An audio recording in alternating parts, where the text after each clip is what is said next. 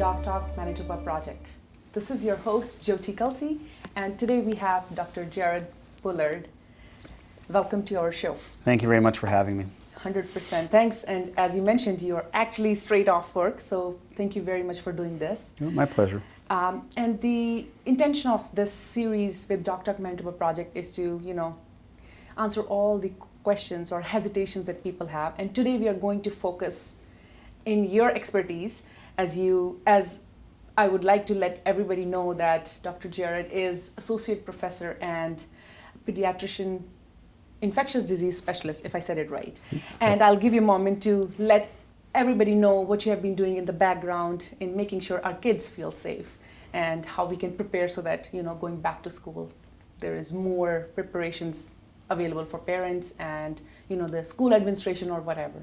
So stage is all yours. Oh, excellent. Yeah, no, it's always great to have an opportunity to come and talk to people and provide education, because more than anything, there's a lot of information out there. Yes. And it's often hard to know what is appropriate and what's real versus what's very much misinformation or disinformation. And I think when we're talking about children in particular, people are very protective. As a father myself, I certainly am very protective of my children. Yeah. And that's important, right? It's important to know that we want to make sure that they have the best things and certainly going to school, but making sure that going to school is as low risk as we can make it is important. Yes, 100%.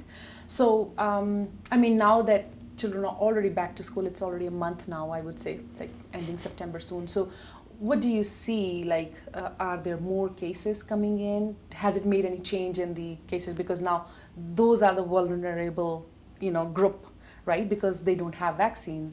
Right. And that's a good point. So when we started planning for the school year, and that was back in June even, we were looking at and expecting that most people would be vaccinated with the exception of children specifically under the age of 12. Right. And that was important to consider. And so we already had a lot of experience thinking about, well, what's important to keep in schools and keep them safe. Right. And so a lot of those were reintroduced for this particular school year as well as some other things. Right. So certainly I think a lot of parents realized that their younger kids in kindergarten to grade 3 weren't wearing masks. And so now they suddenly were. And a lot of them were questioning why that was happening. And I think that the key message there is that the SARS is really learning about us as quickly as we learn about it. Yes. And so this Delta variant, I think, changed things a little bit. Okay. And so we also wanted kids to have a relatively normal school year. Right. And so children who are younger really thrive on social development and being around each other and interacting and learning together. And so we thought that was important to do, and that's why the masks were introduced as well. I see. But your question, of course, was, well, what about, are we seeing now that kids have been in school for the better part of, I guess it's coming up on 3 weeks now. Yes. So we knew that once kids got together, they were going to be able to spread certain respiratory viruses. Right. They're very good at it. So for years, yes. we've known noses everywhere. As I think any parent out there knows and has been sick for the better part of the first 5 years of their kid's life. Yeah. But they're good at it, right? When it comes to things like the common cold and even flu, they can transmit it quite well. And so far what we've seen is that there are very few children who ultimately have got COVID, although there are, of course, a handful, and we knew that would happen. Okay. The virus that's actually infecting them more right now is rhinovirus, so the common cold virus. Okay. And it makes it tricky because you still have a runny nose. Similar symptoms, right? Exactly. Yeah. A lot of the symptoms are very similar. So sneezes, coughing, that sort of thing. Okay. And that virus is a little bit easier to spread as well. So what do you think, the symptoms are exactly same? So how would one identify it? Because I know I had my 6-month-old who got vaccinated recently for a 6-month vaccination, and I said, doctor, he has runny nose and cough. He got a COVID swab, right? So how can you identify? Obviously, because I have an older one going to daycare, right? Which he probably brought this home, right? So question is, how can one identify that this is COVID, I should be concerned and definitely go get checked, or this is just a flu, Right. And that's important for parents to be able to figure out. Yeah. And the trouble is that it's very difficult. A lot of the time you have not only colds and flus, which can look exactly like COVID, you also have allergies. Right. And so during the fall and the spring, we saw a lot of kids that are having allergy symptoms, so runny nose. How can you tell? Well, one of the easier ways is having a sense of where these kids are coming from. So if you are from certain areas of the province where there's more COVID activity than other parts, that kind of will be a clue.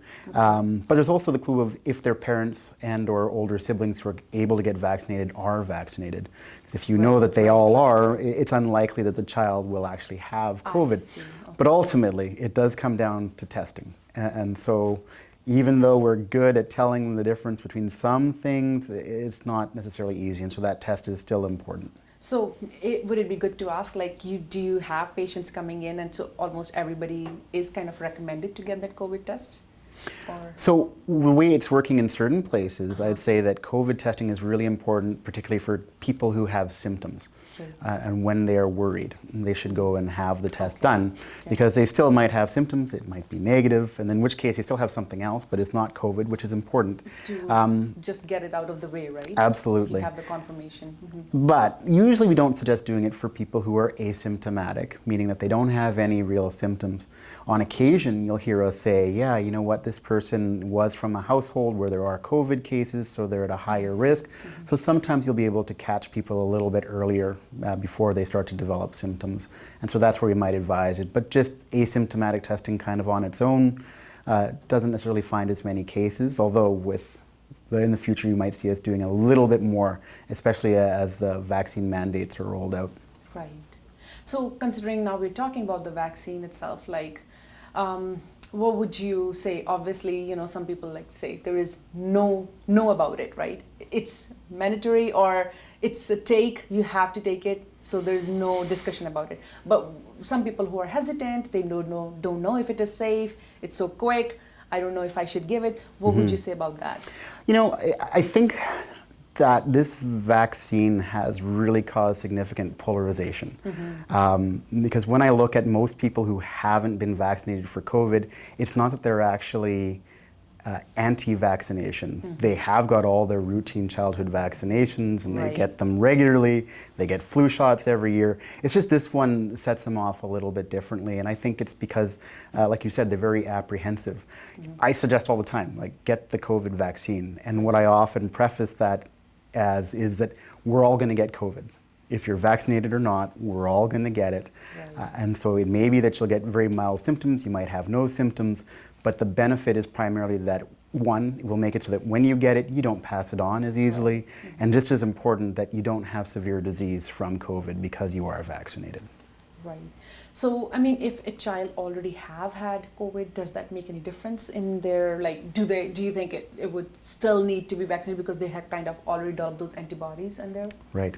So kids are unique in a number of different ways. When they get COVID, and we didn't know this in the first wave, and we were starting to understand it a bit more in the second, the disease that they get is often less severe.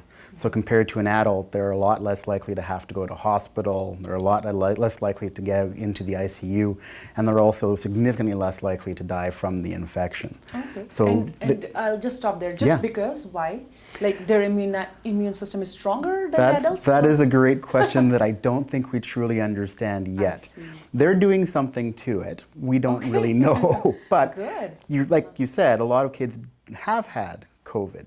And certainly when they get COVID, their immune system reacts to it normally. They get antibodies and they get immunity, but it's still important that they get the vaccination just to ensure that you get that extra little bit of a boost. 100%. So meaning, I mean, everybody should get it regardless, is what I'm understanding. Like, if you have had those antibodies developed already due to having COVID, it's a good idea to go for vaccine. Would you say that? I would agree with that, yeah. Perfect. So the vaccination just helps make your immune system that much stronger, even after. In fact, probably having an infection and the vaccination together is really, really good for your immune system. Right. We were discussing in the other series with other doctor, they mentioned there's an mRNA technique that works with your body to create those immune system. Is it any different for kids or it just works identical? I know I might be asking some questions because they're still working on the vaccine, but just curious if you can guide us. The current products that are just in the process of being approved here in Canada, in the US and elsewhere are going to be the Pfizer vaccine first.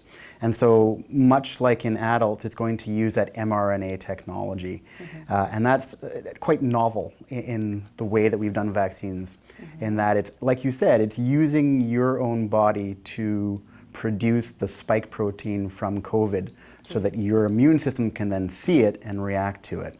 The cool thing about that is your body uses mRNA all the time to make... So we have mRNA already in our body, is that what you mean? Constantly. I see. Absolutely. So your body needs to do all the things it needs to do, whether that's rebuilding cells or muscle or breaking down food or anything like that. All of that requires protein. And the genes that you have make mRNA, and as a result of that, those proteins are made. So this vaccine does the same thing. It says, here's an mRNA code, and it's for the spike protein. Make that. And so the muscle cells in your arm where we give the shot produce those. And then as a result, your immune system goes, those shouldn't be there. And then subsequently you start to get immunity from it. Now mRNA is temporary. And that's the beauty of it. It actually just breaks down. And so some people are concerned that can it alter my genetics? And it can't. So mRNA doesn't do that. Right. Does it affect, because that's part of it, right? People were concerned in the beginning it has some kind of hormones in it.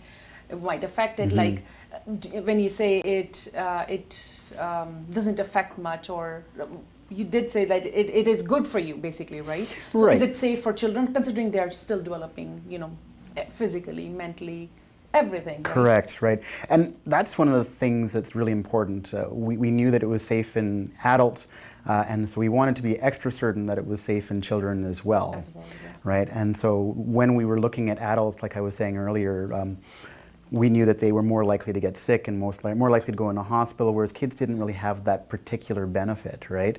They are less likely to do those things, but we want to make sure that they're extra less likely to do it. We also want to make sure that the vaccine is safe. So mRNA, they're making mRNA all the time. They're probably making more mRNA than us just because they're growing. And so they're making lots of different proteins to grow their muscles and bones and all of those things. So they are just fine getting this. Awesome. So I'll end this episode with the big question. When can we get them vaccinated? And I'm putting you on the spot. No, just so you probably are discussing or meeting officials or hearing something. Like, I know we don't have a date yet, but what do you think expected timeline could be? So earlier this week, Pfizer did say that they were going to be providing the data to the different regulatory bodies like Health Canada and the FDA. And so we're expecting that in not too long, they'll be able to review that data, make sure that the vaccine is safe and doing everything that it should do for children in terms of protecting them from COVID. And then once that takes place, the next step is really a lot of logistics and figuring out how do we get the supply to us. When we get the supply, how do we get it into kids? And so there's a lot of work that has to be done there, but we're already talking about that. I think we have a very dedicated group of pediatricians here in the province who will help to assist that, as well as the public health people too. So I think that when will we see that all? Well, it depends. My guess is probably close to the new year, December.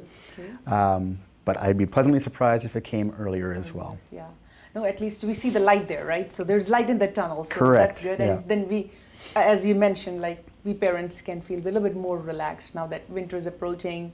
The flu season gets even worse, or just the winter makes it all right.